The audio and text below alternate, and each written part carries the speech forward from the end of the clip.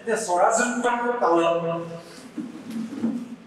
নগাঁও জিলাৰ সাংস্কৃতিক পৰিৱেশ সমৃদ্ধ কৰা আগভাগ লোৱা স্বনামধন্য শিল্পীসকলৰ ভিতৰত প্ৰয়াত পাই দাস আছিল অন্যতম।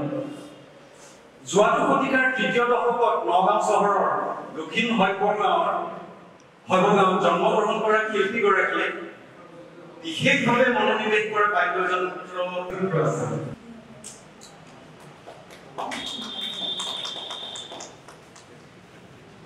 এটা জাতি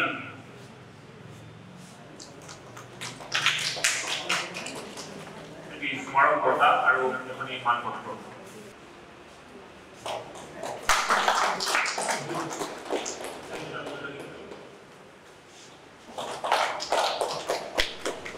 অনুভৱ মানে আচলতে নগাঁৱৰ বিশিষ্ট শিক্ষাবিদ প্ৰয়াত ডক্টৰ আবু হানিফা ছাৰৰ স্মৃতিত শৈৱগাঁও প্ৰেছ ক্লাবে পূৰ্বৰে পৰা দি অহা বঁটাটি এইবাৰ আমাৰ প্ৰতি আগবঢ়োৱা হৈছে।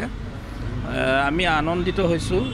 লগে লগে নগাঁও প্ৰেছ ক্লাবৰ প্ৰতিষ্ঠাপক সভাপতি ডক্টৰ আবু হানিফাৰ কৰ্মৰাজি সম্পৰ্কে আৰু আলোচনা হ'ব লাগে আৰু তেখেতৰ যিখিনি কৰ্মৰাজি বিশেষকৈ সাংবাদিকতাৰ এটা স্তৰৰ সময়ত নগাঁৱত তেওঁ যি কাম কাজ কৰিছিল তেওঁৰ কৰ্মকাণ্ডখিনিৰ সঠিক অধ্যয়ন হ'ব লাগে বুলি মই অনুভৱ কৰোঁ। আজিৰ দিৱসত মই এইটোৱে অনুভৱ কৰিছোঁ। আচলতে এটা প্ৰত্যাহ্বানৰ সন্মুখত প্ৰেছৰ মানুহখিনি আছে। মোৰ বিশেষকৈ উঠি অহা চাওক, ভাৰতৰ প্ৰেছ কাউন্সিল 1964 চনৰ 16 নৱেম্বৰত আদি প্ৰতিষ্ঠা হোৱাৰ দিনটোত ৰাষ্ট্ৰীয় প্ৰেছ দিৱস হিচাপে পালন কৰা হৈছে। অথচ ইলেক্ট্ৰনিক মিডিয়াত যিসকল লোক আমাৰ কৰ্মৰত হৈ আছে গোটেই ভাৰতত, তেখেতসকলৰ কাৰণে এটা মিডিয়া কাউন্সিল গঠন কৰিব লাগে বুলি সৰ্বভাৰতীয় সাংবাদিক সংস্থাসকলে দাবী কৰি আহিছিলে, যাতে তেখেতসকলৰ পাৰিশ্ৰমিক, তেখেতসকলে কাম কৰা মৰ্যাদা, তেখেতসকলৰ কৰ্মত নিৰাপত্তা সুনিশ্চিত কৰাৰ বাবে এখন আইনৰ প্ৰয়োজন আছিল, যিটো কথা কেন্দ্ৰীয় চৰকাৰ বা ৰাজ্য চৰকাৰে আজিলৈকে এইটো কৰা নাই। গতিকে আপোনাৰ সংবাদৰ কৰ্মক্ষেত্ৰখনত সাংবাদিকসকলৰ নিৰাপত্তা আৰু তেখেতসকলৰ আৰ্থিক যদি নিৰাপত্তা নাথাকে, পাৰিশ্ৰমিকৰ ক্ষেত্ৰত যদি নিৰাপত্তা নাথাকে, তেতিয়াহ'লে কেৱল প্ৰেছ দিৱস পাতিয়ে আমি আপোনাৰ আমাৰ লক্ষ্য উপনীত হ'ব নোৱাৰোঁ। গতিকে আমাৰ বিশেষকৈ মই নেশ্যনেল ইউনিয়ন অফ জাৰ্নেলিষ্ট ইণ্ডিয়াৰ লগত জড়িত আমাৰ সংগঠনটোৱে আৰু ৰাষ্ট্ৰীয় কেইবাটাও সংগঠনে কেন্দ্ৰীয় চৰকাৰক বাৰে বাৰে কৈ আহিছে যে এখন মিডিয়া কাউন্সিল গঠন কৰি ইলেক্ট্ৰনিক মিডিয়াৰ যিসকল কৰ্মৰত সাংবাদিক তেখেতসকলৰো কৰ্মৰ যাতে স্বীকৃতিটো দিয়া হয়, তেখেতসকলৰ আৰ্থিক নিৰাপত্তা দিয়া হয়, তেখেতসকলৰ কৰ্মত যাতে নিৰাপত্তা থাকে, এই ব্যৱস্থাটো সুনিশ্চিত কৰিবলৈ আজি এই প্ৰেছ দিৱসত মই মুকলিভাৱে আহ্বান জনাইছোঁ।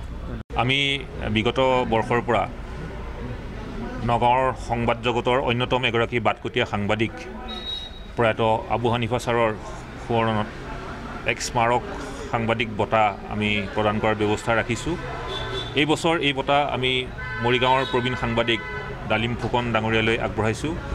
ডালিম ফুকন তেখেত PTI, দূৰদৰ্শন, আকাশবাণী আৰু আছাম ট্ৰিবিউনৰ সৈতে সংবাদদাতা হিচাপে কৰ্মৰত হৈ আছে। তেওঁৰ এগৰাকী 60ৰ ঊৰ্ধৰ ব্যক্তি। আমি তেখেতক আৰু তেওঁৰ ৰাষ্ট্ৰীয় প্ৰচাৰ মাধ্যম প্ৰচাৰ ভাৰতীৰ তেওঁ